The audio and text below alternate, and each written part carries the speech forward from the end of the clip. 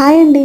ఇవాళ ఈ డ్రై పాప్‌కార్న్‌ని మొక్కజొన్న విత్తనాలని ఉపయోగించి చీజ్ పాప్‌కార్న్ ఇంట్లోనే ఎలా చేసుకోవచ్చో చూద్దాము. ముందుగా కడాయి వేడైన తర్వాత 2 టేబుల్ స్పూన్ల నెయ్యి వేసుకున్నాను. నెయ్యి వేడైన తర్వాత డ్రై పాప్‌కార్న్‌ని వేసుకున్నాను. వేసుకొని ఒకసారి కలిపి ఇవి ఎప్పుడైతే పాప్ అవ్వటం స్టార్ట్ అవుతుందో ఆ టైంలో మూత పెట్టేసి కంప్లీట్‌గా పాప్ సౌండ్ పోయేంత వరకు స్టవ్‌ని మీడియం ఫ్లేమ్‌లో పెట్టుకోండి. సో చూస్తున్నారు కదా ఇలా పాప్ అవుతున్నాయి. ఇప్పుడు మూత పెట్టేస్తున్నాను. 2 నిమిషాల తర్వాత చూసినట్లయితే మనకి లిడ్ చూస్తున్నారా చిన్నగా పైకి లెగుస్తుంది. అంటే అవి పైకొచ్చేస్తున్నాయి అనమాట పాప్ అయ్యి. ఇలా పాప్ అయ్యి కంప్లీట్‌గా సౌండ్ ఆగిపోయేంత వరకు ఉంచి స్టవ్ ఆఫ్ చేసి చల్లారిపోనివ్వండి.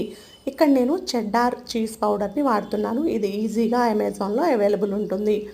సో ఇప్పుడు ముందుగా ఆరిపోయినటువంటి పాప్‌కార్న్‌ని ఒక పెద్ద బాక్స్‌లోకి లేయర్స్‌గా వేసి చీజ్ పౌడర్ వేసుకొని కలుపుకుంటే చీజ్ పాప్‌కార్న్ రెడీ.